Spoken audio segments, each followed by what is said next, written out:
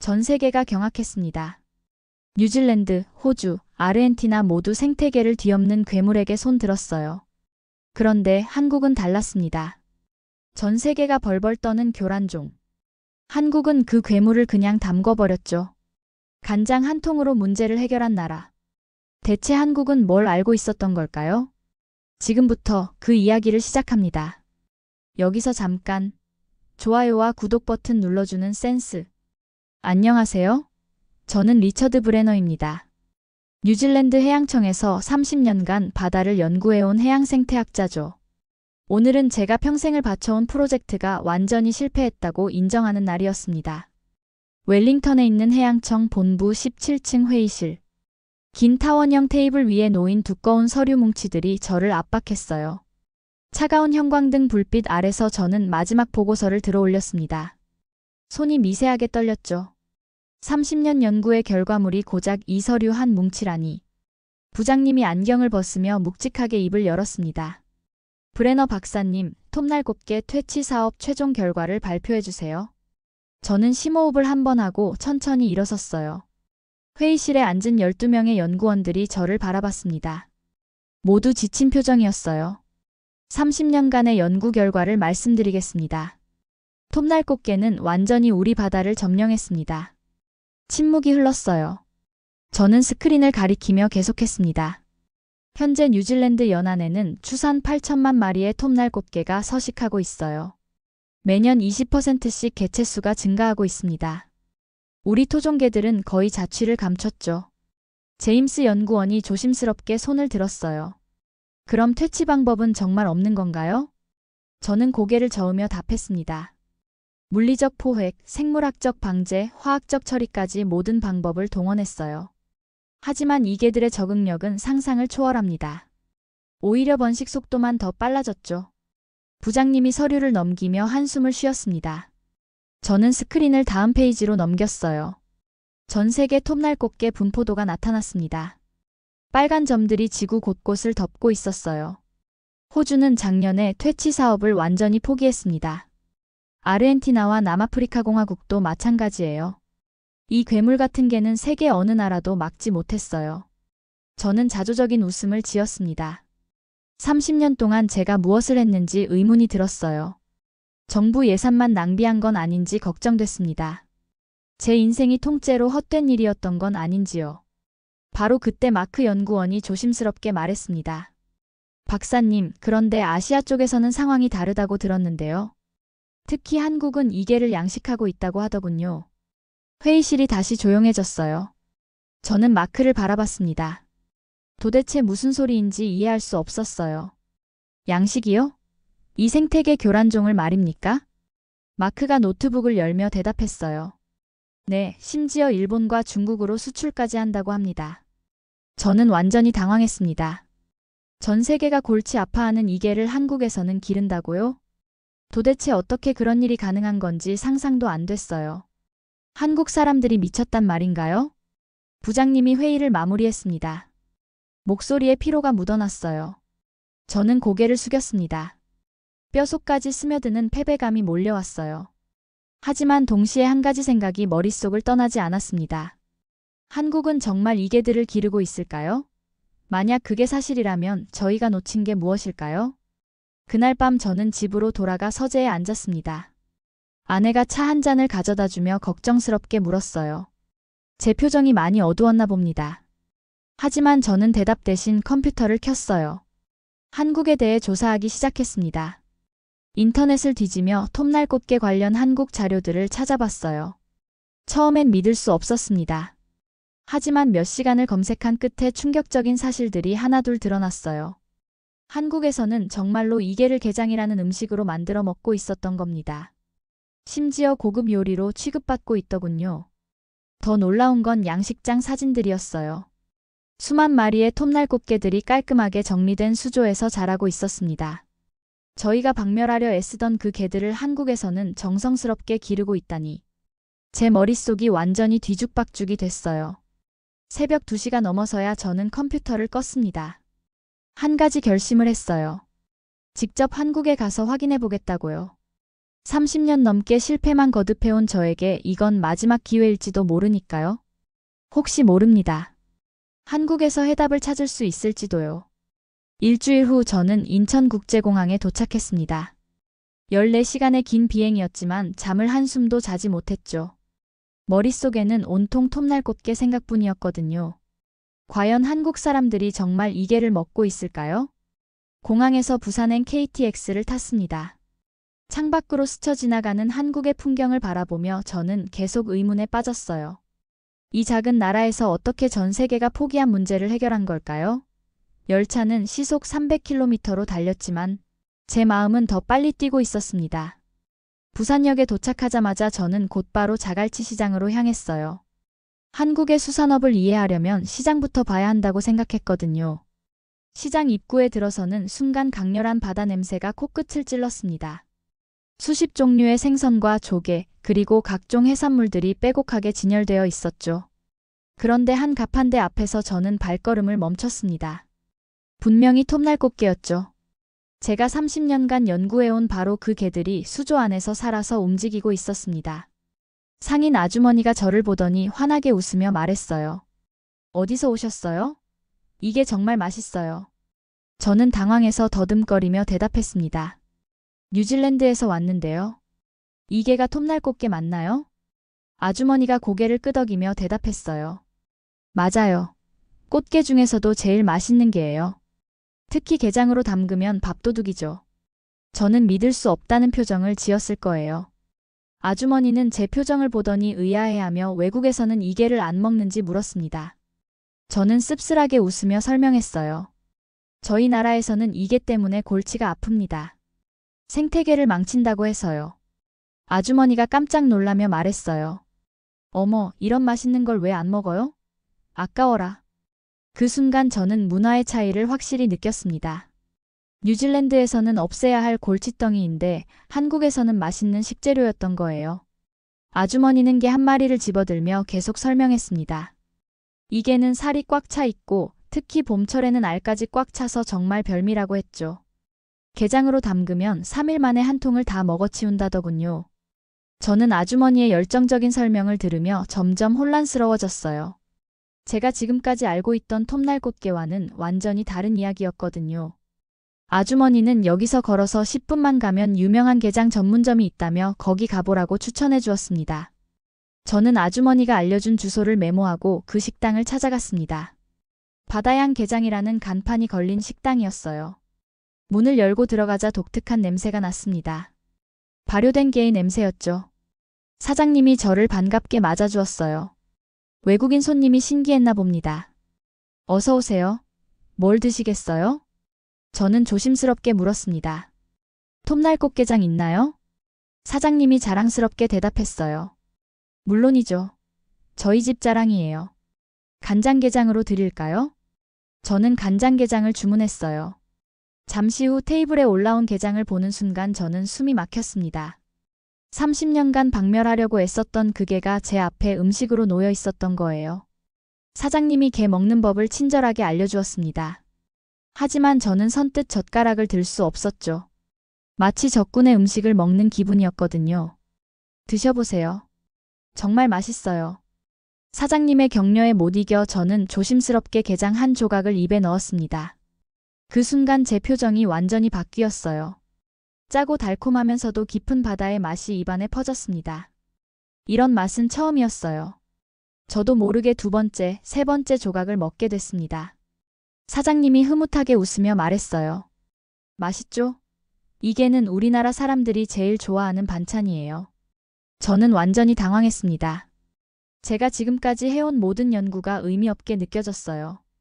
박멸해야 할 대상이 이렇게 맛있는 음식이 될 수 있다니. 한국인들의 지혜가 놀라웠습니다. 그날 밤 호텔에서 저는 오랫동안 잠을 이루지 못했어요. 게장의 맛이 계속 입안에 맴돌았거든요. 동시에 한 가지 생각이 머릿속을 떠나지 않았습니다. 과연 한국 사람들은 어떻게 이런 발상을 하게 된 걸까요? 다음 날 아침 저는 부산 기장군으로 향했습니다. 인터넷에서 찾은 정보에 따르면 이곳에 톱날꽃게 게장으로 유명한 장인이 있다고 했어요. 박만수라는 분이었는데 세대째 게장을 담그는 집안이라고 하더군요. 기장 해안가에 있는 작은 공장 같은 건물 앞에 도착했습니다. 개맛개맛이라는 간판이 걸려 있었어요. 문을 열고 들어가자 거대한 옹기들이 줄지어 놓여 있었습니다. 수백 개는 조끼 되어 보였어요. 굵은 목소리가 들렸습니다. 뒤돌아보니 60대 중반쯤 되어 보이는 남성이 저를 바라보고 있었어요. 일에 푹 빠져 있었나 봅니다. 손에는 개를 들고 있었죠. 저는 자신을 소개하며 뉴질랜드에서 온 해양생물학자라고 말했습니다. 박만수는 고개를 끄덕이며 손을 닦았어요. 뉴질랜드에서 멀리 왔다며 무슨 일로 왔는지 물었습니다. 저는 제가 왜 여기 왔는지 설명하기 시작했습니다. 30년간 톱날꽃게를 연구했다는 것, 이 개가 생태계 교란종이라는 것, 그런데 한국에서는 이걸 음식으로 만든다는 사실에 충격받았다는 것까지요. 박만수는 제 이야기를 들으며 고개를 끄덕였어요. 그리고 웃으며 말했습니다. 교란종이요? 우린 그걸 담가버립니다. 그 말이 제게는 천둥벼락 같았어요. 너무나 간단명료한 해답이었거든요. 저희는 30년간 어떻게 없앨까 고민했는데 한국 사람들은 어떻게 먹을까 생각했던 거죠? 박만수는 저를 옹기들 사이로 안내했습니다. 이 개들이 언제부터 우리 바다에 왔는지 아느냐고 물었어요. 저는 고개를 저었습니다. 박만수는 한 20년 전쯤부터였을 거라고 설명했어요. 처음엔 어부들이 그물에 걸려 나오는 이상한 개라고 투덜댔지만 자신들은 달랐다고 하더군요. 박만수가 한 옹기의 뚜껑을 열었습니다. 진한 간장 냄새와 함께 톱날꽃게들이 가득 들어 있었어요. 우리 할아버지가 늘 하신 말씀이 있어요. 바다에서 나는 건 다 먹을 수 있다고요. 못 먹는 건 담그는 법을 모르는 거라고 하셨죠. 저는 박만수의 말에 빠져들었습니다. 이런 철학이 있었다니. 저희는 과학적으로 접근했지만 한국 사람들은 문화적으로 접근했던 거예요. 박만수는 처음 이개로 게장을 담글 때를 기억한다고 했어요. 2005년경이었다고 하더군요. 다들 맛없을 거라고 했지만 해보니까 기가 막혔다고 자랑했습니다. 박만수가 게장 한 마리를 꺼내서 보여주었어요. 이 개는 껍질이 일반 꽃게보다 두껍다고 설명했습니다. 그래서 간이 천천히 배어 들어가서 오히려 더 맛있다고 하더군요. 저는 놀랐습니다. 저희가 문제점이라고 생각했던 두꺼운 껍질이 오히려 장점이었던 거예요. 박만수가 다른 옹기를 가리키며 정말 대단한 걸 알려주겠다고 했어요. 이 개들은 번식력이 엄청나잖아요? 그게 우리한테는 축복이에요. 1년 내내 게장을 담글 수 있거든요. 저는 말문이 막혔어요. 저희가 골칫거리라고 여겼던 강한 번식력이 한국에서는 안정적인 식재료 공급원이 된 거였습니다. 박만수는 계속 설명했어요. 이게의 특징, 담그는 방법, 숙성 과정까지. 마치 과학자처럼 정확하고 체계적이었습니다. 하지만 동시에 따뜻한 애정이 느껴졌어요. 요즘은 전국에서 주문이 들어와요. 서울 사람들이 특히 좋아해요. 개맛개맛이라는 브랜드로 프랜차이즈도 시작했거든요. 저는 깜짝 놀랐습니다. 브랜드화까지 했다고요? 네, 이제 전국에 200개 매장이 있어요. 일본에도 수출하고 있고요. 그 순간 저는 완전히 압도당했습니다. 저희는 이 개를 박멸하려고 수십억 달러를 썼는데 한국에서는 이걸로 비즈니스를 만들어낸 거예요. 박만수가 저를 바라보며 말했어요. 개든 인생이든 쓴 것도 잘 담그면 밥도둑이 돼요. 그 말이 제 가슴을 찔렀습니다. 저는 지금까지 문제만 보고 있었는데 박만수는 기회를 본 거였어요. 한 가지 궁금한 게 있어요. 저는 조심스럽게 물었습니다. 이 개가 너무 많아져서 다른 바다 생물에 피해를 주지는 않나요? 박만수가 고개를 저었어요. 그래서 우리가 있는 거 아니겠어요? 많이 먹어주면 되죠. 오히려 요즘은 씨가 마를까봐 걱정이에요. 금어기도 정해놨거든요. 저는 또 한 번 놀랐습니다. 한국에서는 톱날꽃게 보호를 위해 금어기까지 지정했다는 거예요. 박멸하려던 개를 보호하고 있었던 겁니다. 그날 오후 저는 박만수와 함께 게장을 먹으며 긴 대화를 나눴어요. 박만수는 단순한 장인이 아니라 철학자였습니다. 문제를 기회로 바꾸는 지혜를 가진 사람이었죠. 저는 그때 깨달았습니다. 과학만으로는 해결할 수 없는 문제들이 있다는 것을요. 때로는 문화와 지혜가 더 강력한 해답이 될 수 있다는 것을 말이에요. 박만수와의 대화를 마치고 돌아가려는데 박만수가 저를 불러 세웠습니다. 박사님, 혹시 시간 되시면 한 분 더 만나보세요. 부산에 국립해양생물자원관이라는 곳이 있어요. 박만수가 명함을 하나 건네주었어요. 서지윤 박사님이라고 저희보다 훨씬 학술적으로 연구하시는 분이에요. 아마 박사님께 도움이 될 거예요. 다음 날 아침 저는 박만수가 알려준 국립해양생물자원관을 찾아갔습니다. 현대적인 건물이 바다를 바라보고 서 있었어요. 박만수의 소개로 왔다고 하니 직원이 친절하게 서지윤 박사 연구실로 안내해 주더군요. 서지윤 박사는 40대 초반의 여성이었습니다. 연구실 벽면에는 각종 해양생물 도표와 그래프들이 가득했어요. 톱날꽃게 관련 자료도 상당히 많이 보였습니다. 안녕하세요. 박만수 사장님께 연락받았습니다. 뉴질랜드에서 오신 리처드 박사님이시죠? 저는 제 소개를 하며 왜 여기 왔는지 설명했어요. 서지윤 박사는 제 이야기를 듣더니 눈을 반짝였습니다. 30년간 톱날꽃게를 연구하셨다고요? 정말 흥미롭네요. 저희도 15년 넘게 이 종을 연구해왔거든요. 서지윤 박사는 저를 연구자료실로 안내했어요. 벽면 가득한 차트와 그래프들이 저를 압도했습니다. 개체수 변화, 서식지 분포, 어획량 통계, 양식 현황까지 모든 데이터가 체계적으로 정리되어 있었어요. 한국에서는 2003년부터 본격적으로 톱날꽃게 연구를 시작했습니다. 처음엔 저희도 생태계 교란을 우려했어요. 서지윤 박사가 한 그래프를 가리켰습니다. 2000년대 초반 급격히 증가하던 개체수 그래프였어요. 하지만 2005년경부터 흥미로운 변화가 나타났습니다. 민간에서 개장 산업이 본격화되면서 자연스럽게 개체수 조절이 이루어지기 시작한 거죠. 저는 그래프를 자세히 살펴봤습니다. 정말 신기했어요. 2005년 이후로 가파른 증가세가 멈추고 안정화 구간에 들어갔더군요. 여기 보세요. 서지윤 박사가 다른 자료를 펼쳐 보여주었습니다. 현재 한국 연안의 톱날꽃게 개체수는 완전히 안정화되었어요. 연간 어획량도 5만 톤 선에서 일정하게 유지되고 있습니다. 저는 깜짝 놀랐어요. 자연적인 개체수 조절이 이루어졌다는 말인가요? 서지윤 박사는 컴퓨터를 켜며 더 놀라운 사실을 보여주었습니다. 화면에는 거대한 양식장 사진들이 나타났어요. 2010년부터는 완전 양식 시스템을 구축했습니다. 자연 어획에만 의존하지 않고 안정적인 공급을 위해서요.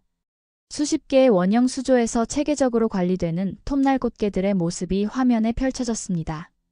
부화부터 성체까지 완전한 생산 사이클이 구축되어 있었어요. 저는 말문이 막혔습니다. 저희가 박멸하려던 종을 한국에서는 대규모로 양식하고 있다니. 그런데 정말 놀라운 건 이거예요. 서지윤 박사가 또 다른 문서를 보여주었습니다. 2015년부터 저희는 톱날꽃게 자원 보호를 위해 금어기를 지정했어요. 산란기인 5월부터 7월까지 3개월간입니다. 저는 완전히 충격받았습니다.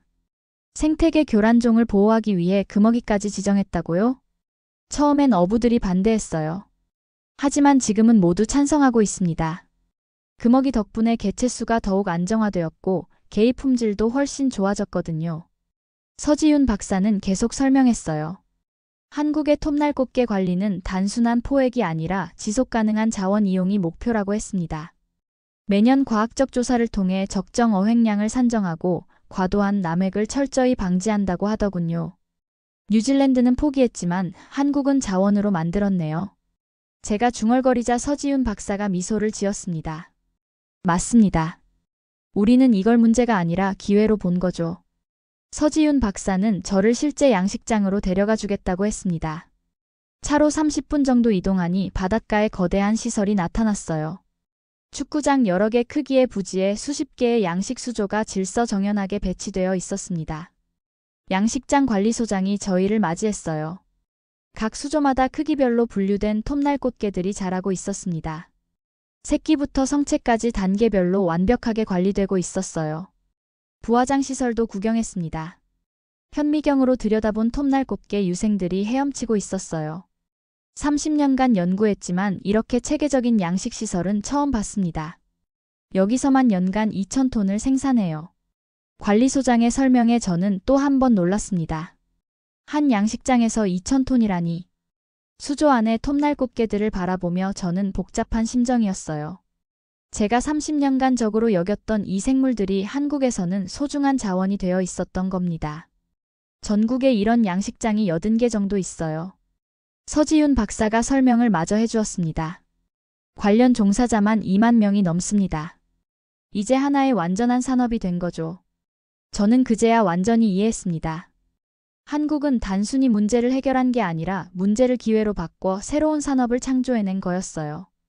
그것도 과학적이고 체계적으로 말입니다. 돌아가는 차 안에서 저는 오랫동안 말이 없었어요. 30년간의 제 연구가 무색해지는 순간이었습니다. 하지만 동시에 한국의 지혜에 감탄하지 않을 수 없었어요. 호텔로 돌아와서 저는 노트북을 켰습니다. 오늘 본 것들을 정리하고 싶었어요. 한국의 상황과 뉴질랜드 그리고 다른 나라들을 비교해보고 싶었거든요. 먼저 제가 가지고 온 자료들을 다시 펼쳐봤습니다. 호주 해양청에서 받은 2024년 톱날꽃게 현황 보고서였어요. 사진부터가 충격적이었습니다. 시드니 해변가에 톱날꽃게들이 썩어가는 모습이 담겨 있었거든요. 보고서를 읽어보니 더욱 참담했어요. 호주에서는 매년 수십억 달러를 톱날꽃게 퇴치에 쏟아붓고 있다고 했습니다. 하지만 개체 수는 오히려 늘어나고 있었어요. 지난해에만 200만 마리를 포획해서 폐기했다고 하더군요. 저는 한국에서 찍어온 양식장 사진과 호주 보고서를 나란히 놓고 비교해봤습니다. 같은 톱날꽃게인데 이렇게 다를 수가 있나 싶었어요. 한국에서는 소중한 자원이고 호주에서는 골칫덩이였으니까요. 아르헨티나 자료도 꺼내봤습니다. 제가 3년 전에 부에노스아이레스에서 열린 국제해양학회에 참석했을 때 받은 것이었어요. 아르헨티나도 상황은 비슷했습니다. 연간 5천만 달러를 퇴치 사업에 투입하지만 별다른 성과가 없다고 했어요. 특히 충격적인 건 사진이었습니다. 마르델 플라타 해변에 쌓인 톱날꽃게 시체들이 산더미처럼 쌓여 있었어요. 현지 어부들이 그물에 걸린 개들을 모두 바다에 버린 결과였습니다. 아무도 이 개들을 원하지 않았거든요. 남아프리카 공화국 케이프타운의 상황도 마찬가지였어요. 제가 작년에 받은 보고서에 따르면 톱날꽃게 때문에 현지 어업이 큰 타격을 받고 있다고 했습니다. 어부들은 이 개를 혐오의 대상으로 여기고 있었어요. 저는 컴퓨터에 간단한 표를 만들어 정리해봤습니다. 뉴질랜드, 호주, 아르헨티나, 남아공의 톱날꽃게 현황을 한눈에 볼 수 있게 말이에요. 모든 나라가 똑같은 패턴이었습니다. 막대한 예산 투입, 계속되는 개체 수 증가, 그리고 실패. 그런데 한국함만 달랐어요. 연간 5만 톤 어획, 완전 양식 시스템 구축, 금어기 지정을 통한 자원 보호. 완전히 다른 세상이었습니다. 저는 인터넷으로 더 많은 자료를 찾아봤어요. 전 세계 톱날꽃게 현황에 대한 최신 논문들을 검색했습니다. 2024년에 발표된 국제해양연구소 보고서가 눈에 띄었어요. 보고서에 따르면 전 세계 35개국에서 톱날꽃게가 서식하고 있다고 했습니다. 이 중 33개국이 톱날꽃게를 생태계 교란종으로 분류하고 퇴치 사업을 벌이고 있었어요. 하지만 성공한 나라는 단 한 곳도 없었습니다. 그런데 한국과 일본만 예외였어요. 이 두 나라는 톱날꽃게를 식용으로 활용하고 있다고 나와 있었습니다. 특히 한국의 경우 완전 양식까지 성공해서 다른 나라들의 주목을 받고 있다고 했어요. 궁금해서 호주에 있는 동료 마이클 교수에게 전화를 걸었습니다. 시차 때문에 호주는 새벽이었지만 급한 마음에 전화를 건 거였어요. 마이클, 미안해. 급하게 물어볼 게 있어서 전화했어. 리처드? 무슨 일이야? 지금 새벽 4시인데? 톱날꽃게 이야기야. 호주에서 지금도 퇴치 사업을 계속하고 있지? 마이클이 한숨을 쉬는 소리가 들렸어요. 물론이지.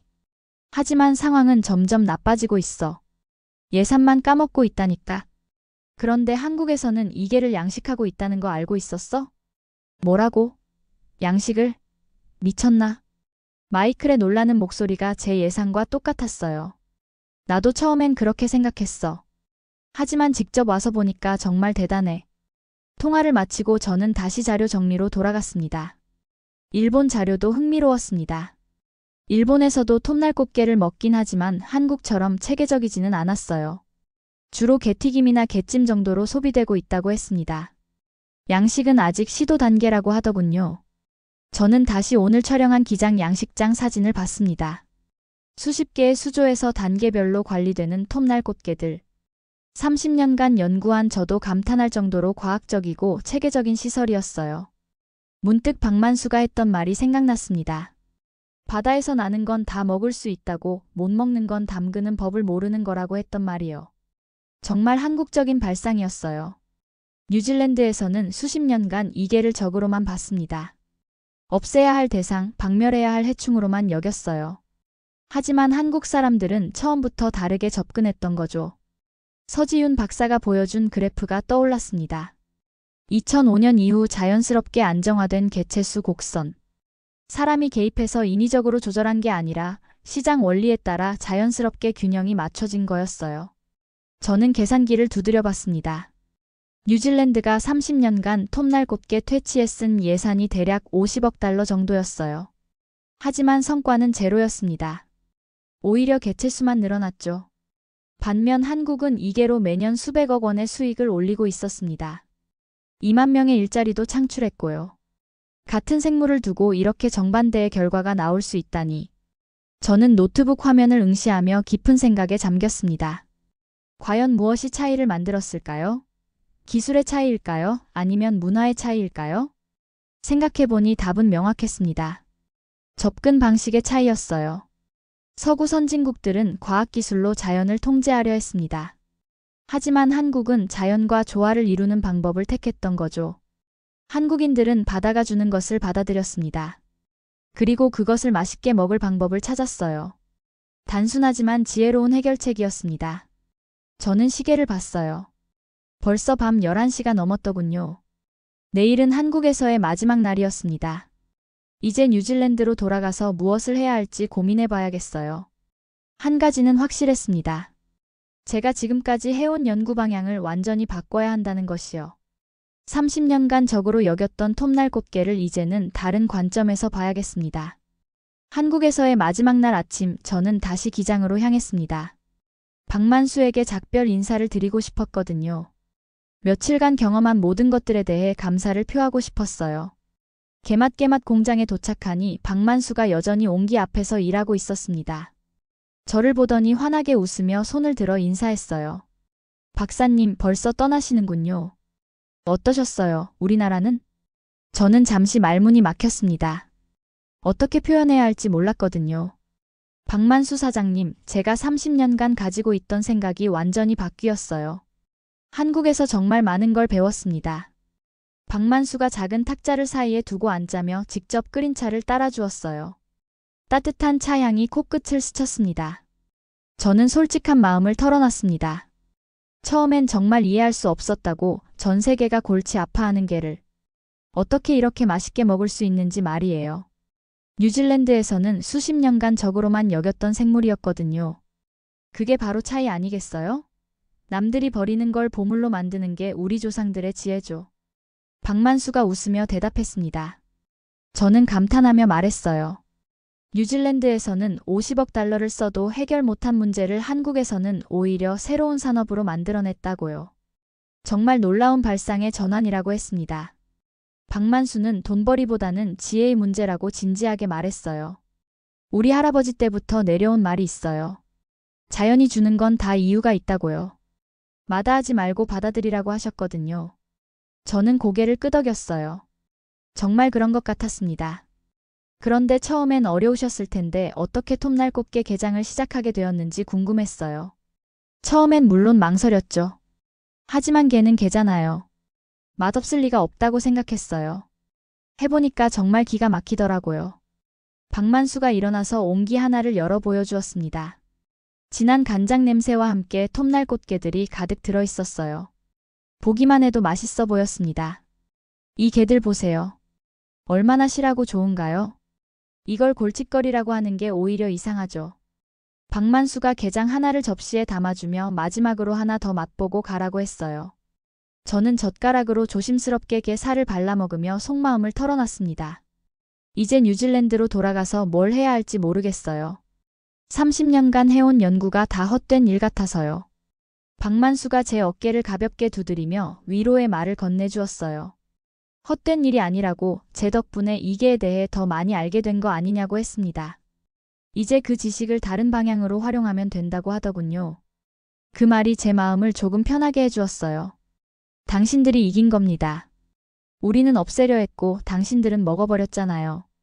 제가 중얼거리자 박만수가 크게 웃었습니다. 이기고 지는 게 아니에요. 우리는 그냥 배가 고팠을 뿐이에요. 배고픈 사람한테는 뭐든 맛있거든요. 박만수의 말에 저는 또 한 번 감동받았어요.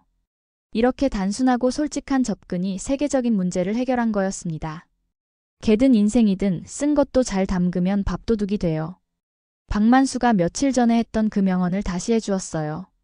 이번엔 그 말이 더욱 깊게 와닿았습니다. 인생의 고난도 지혜롭게 받아들이면 오히려 좋은 결과를 낼 수 있다는 뜻이었죠. 저는 게장을 다 먹고 일어서며 정말 감사했다고 인사드렸어요. 제 인생을 바꿔주셨다고 말씀드렸습니다. 박만수가 게장 한 통을 정성스럽게 포장해서 건네주며 뉴질랜드에서 드시면서 한국 생각하라고 하더군요.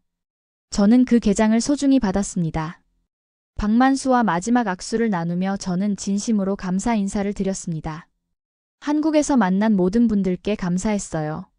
박만수, 서지윤 박사, 자갈치 시장 아주머니, 그리고 게장집 사장님까지. 공항으로 가는 택시 안에서 저는 게장통을 바라봤습니다. 이 작은 통 안에 한국의 모든 지혜가 담겨 있는 것 같았어요.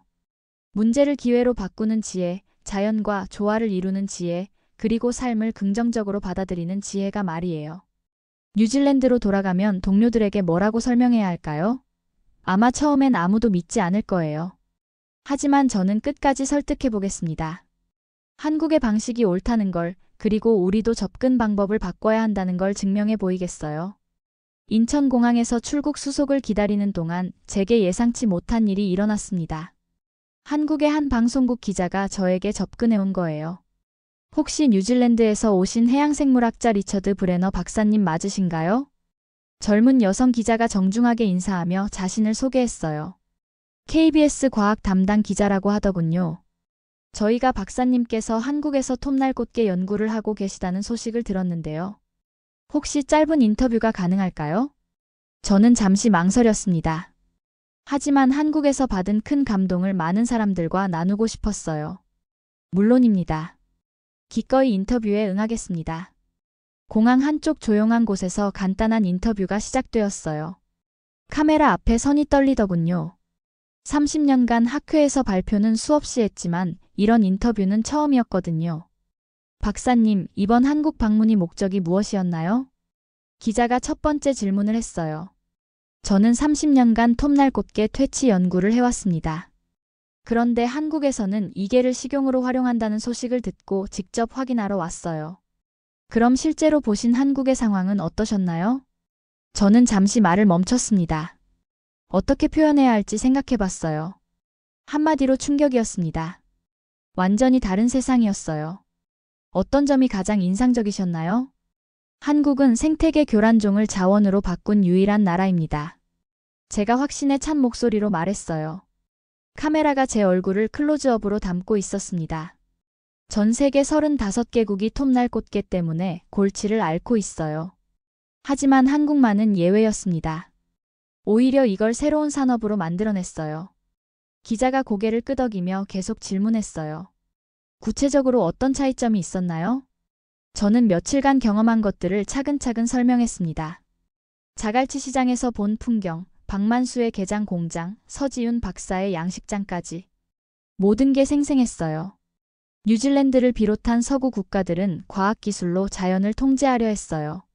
하지만 한국은 자연과 조화를 이루는 길을 택했습니다. 그럼 박사님의 30년 연구는 어떻게 되는 건가요? 기자의 날카로운 질문에 저는 잠시 숨을 고르며 생각했어요. 솔직하게 답해야겠다고 마음먹었습니다. 완전히 방향을 바꿔야겠어요. 지금까지의 접근법이 틀렸다는 걸 인정해야죠. 제 목소리가 약간 떨렸어요. 30년의 연구 인생을 부정하는 일이었거든요. 한국에서 배운 가장 큰 교훈이 있다면요? 문제를 문제로만 보지 말고 기회로 볼 수 있어야 한다는 겁니다. 한국 사람들은 그 지혜를 가지고 있었어요. 저는 박만수가 했던 말을 떠올렸습니다. 개든 인생이든 쓴 것도 잘 담그면 밥도둑이 된다는 그 말이요. 그럼 앞으로 어떤 계획을 가지고 계신가요? 이제 뉴질랜드로 돌아가 새로운 길을 열어야죠. 제가 말하는 순간 눈가에 눈물이 맺혔습니다. 카메라가 그 순간을 놓치지 않고 담아냈어요. 30년간의 고집과 편견을 버리고 새로 시작한다는 게 쉬운 일은 아니었거든요. 한국의 접근법을 뉴질랜드에도 적용할 수 있을까요? 쉽지 않을 거예요. 문화가 다르니까요. 하지만 시도해볼 가치는 있다고 생각합니다. 마지막으로 한국 국민들에게 한 말씀 부탁드려요. 저는 잠시 생각했어요. 정말 하고 싶은 말이 무엇인지 말이에요. 한국은 정말 놀라운 나라입니다. 전 세계가 포기한 문제를 해결했어요. 그것도 아주 지혜롭게 말이죠. 한국의 이런 접근법이 다른 나라들에도 좋은 본보기가 되었으면 합니다. 인터뷰를 마치고 기자가 감사 인사를 했어요. 저도 이런 기회를 주셔서 고맙다고 말씀드렸습니다. 한국에서의 경험을 많은 사람들과 나눌 수 있어서 기뻤거든요.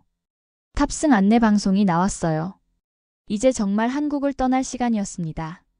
저는 가방 속 게장통을 한 번 더 확인했어요. 이 작은 통이 제게는 새로운 시작의 상징이었습니다.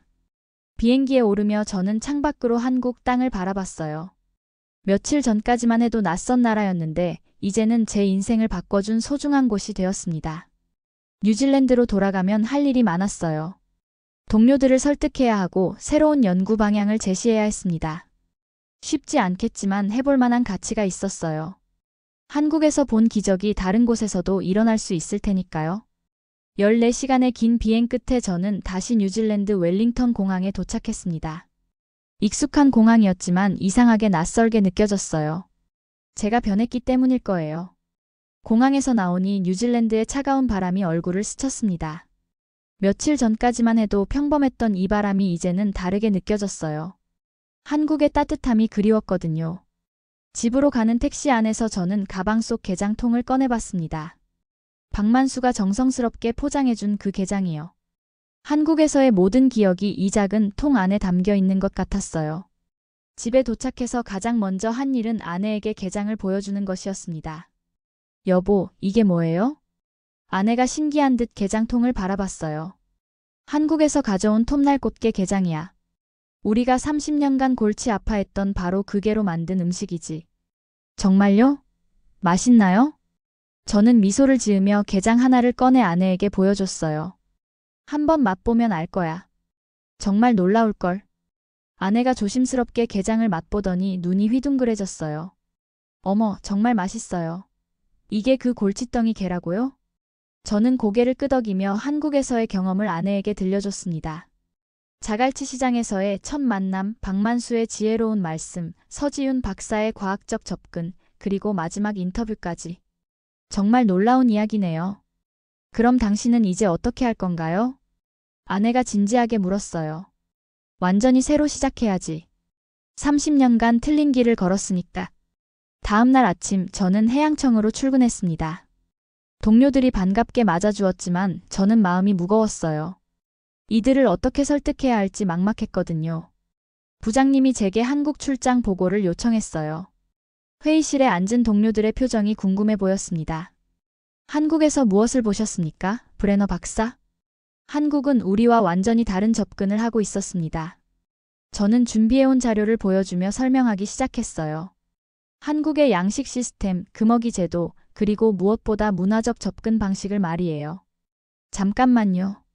그럼 우리가 30년간 해온 퇴치 사업이 잘못되었다는 말입니까? 한 동료가 의아한 표정으로 물었어요. 그렇습니다. 우리는 자연을 적으로 여겼지만 한국은 자연을 친구로 받아들였어요. 회의실이 조용해졌습니다. 모두가 제 말을 소화하려고 애쓰는 것 같았어요. 그럼 앞으로 어떻게 하자는 겁니까?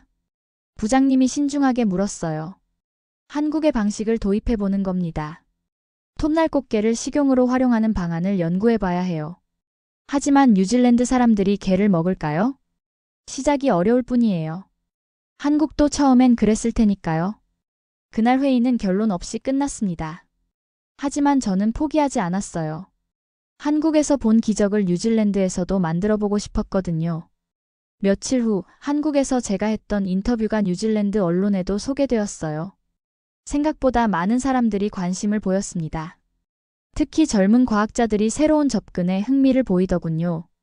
한 달 후 저는 작은 실험을 시작했습니다. 소규모 톱날꽃게 양식장을 만들어 본 거예요. 한국에서 배운 방식을 적용해서 말이에요. 처음엔 주변의 시선이 차가웠습니다. 하지만 점점 관심을 보이는 사람들이 늘어났어요. 특히 한국 음식을 좋아하는 젊은 층들이 게장에 관심을 보이기 시작했습니다. 6개월 후 놀라운 일이 일어났어요. 웰링턴의 한 레스토랑에서 제가 기른 톱날꽃게로 요리를 만들어 팔기 시작한 거예요. 반응이 예상보다 좋았습니다. 1년 후 뉴질랜드 정부에서도 관심을 보이기 시작했어요. 톱날꽃게 활용 방안에 대한 공식 연구 프로젝트가 시작되었습니다. 저는 그 프로젝트의 책임자가 되었어요. 이제 저는 매일 아침 박만수가 담아준 게장을 먹으며 하루를 시작합니다. 그 맛을 느낄 때마다 한국에서 배운 지혜가 떠올라요. 누군가는 피하려 했고 누군가는 담갔습니다. 한국은 문제를 자산으로 만든 나라입니다. 전 세계가 벌벌 떠는 게를 한국은 게장이라 부릅니다. 저는 이제 확신합니다. 문제는 문제가 아니에요. 관점의 차이일 뿐입니다. 한국 사람들이 그것을 증명해 보였어요. 창밖으로 웰링턴 항구가 보입니다. 저 바다 어딘가에서 톱날꽃게들이 헤엄치고 있을 거예요. 예전에는 골칫덩이로 보였던 그들이 이제는 희망으로 보입니다. 박만수의 말이 맞았어요. 개든 인생이든 쓴 것도 잘 담그면 밥도둑이 됩니다. 저는 이제 그 지혜를 뉴질랜드에 전하는 사람이 되었어요. 한국에서 받은 작은 깨달음이 제 인생을 완전히 바꿔놓았습니다. 그리고 언젠가는 전 세계를 바꿀 수도 있을 거예요. 한국이 보여준 것처럼 말이에요. 오늘의 사연은 여기까지입니다. 이번 영상을 어떻게 생각하시는지 댓글로 의견을 남겨주시고 좋아요를 눌러주세요. 다음에도 더 흥미진진한 사연으로 찾아뵙겠습니다. 지금까지 감동 나누기의 유나였습니다. 긴 영상 끝까지 시청해주셔서 정말 감사합니다.